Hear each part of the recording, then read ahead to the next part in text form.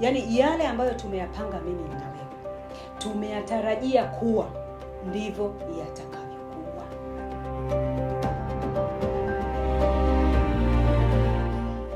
Kikao kimechukua muda mrefu mpaka saa 8 usiku. Ulimwaga nani? Inaonekana ni tabia kwa kila siku mwanamke.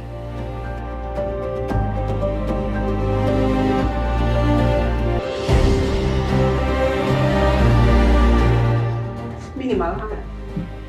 Natembea na marafiki zako.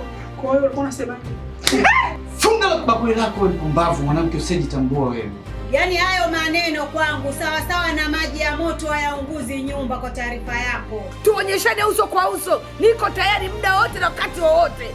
Tena usithubutu kunijibu huo upumbavu wako. Siogopi mende wala dudu. Kwa taarifa yako, wewe unaongea hivyo kama nani kwenye hii familia? unakosa usalama. Leo umeona kabisa afya yangu kwa mimi tata. Na ndio maana nimekubeba nimekuleta hapa hospitali. Kwa sababu naumwa.